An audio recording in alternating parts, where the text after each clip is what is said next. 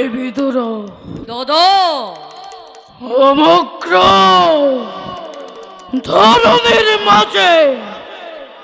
নাই কোনো আমার সমকক্ষবীর অহিম বীরত্বরে কতবার আমার বিরুদ্ধাশয়ী রাজেন্দ্র মন্ডলিক করিল দমনতি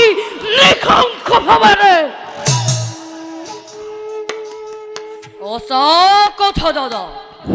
আমার অসীম শক্তিকে বাধা দিয়ার ক্ষমতা নাই কোনো জন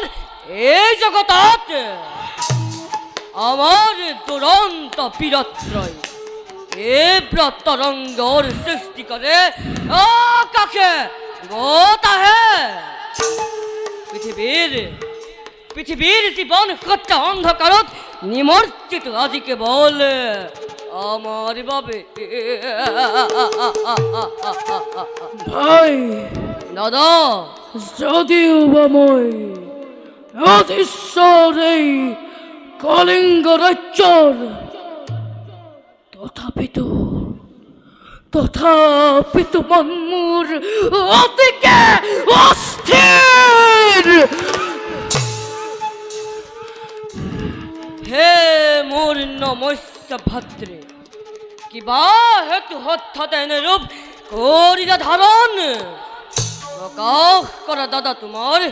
চিন্তার কারণ কোন সে প্রতিজ্ঞাময়ী তোমার সন্মুখতে নোহেই যদি খাদ্যর অতীত নিবারি তোমার ব্যথা হৃদয়ত অন্তিময়ী লোভী মন্তরত দন্ত বক্র নমর সেন সত্যময়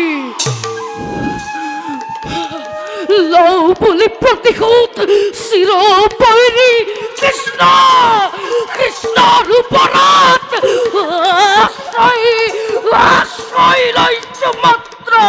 খোকর কুলাত বুঝিছু দাদা তোমার উন্মাদনার কারণ মিশাতেই অস্থির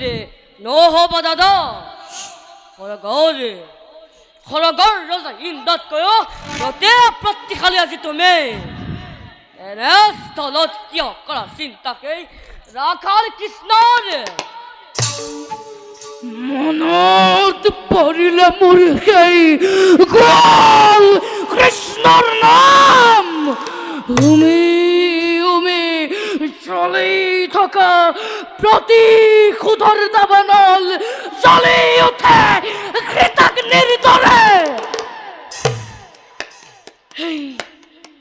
এই বিশাল পৃথিবীত কৃষ্ণর পদে যেন আন কারোর অস্তিত্বই নাই লোকমুখে শুনি আছো কৃষ্ণ হেনু জগতৰ ঈশ্বৰ ঈশ্বৰ ঈশ্বৰ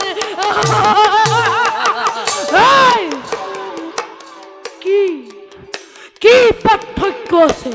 সাধারণ মনুষ্য আর সেই গোয়াল কৃষ্ণর উপর কৃষ্ণ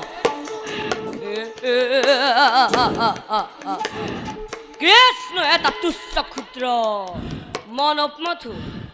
লাভ করি অল্প সম্মান পৃথিবীর মূর্খ মানবর পরা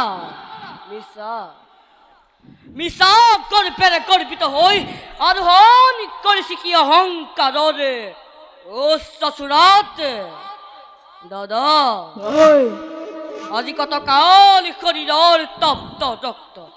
শরীরতে চেঁচা পেলাই মনৰ উদ্বেগ মনতে মার নিয়ালো কিন্তু এবার অসহ্য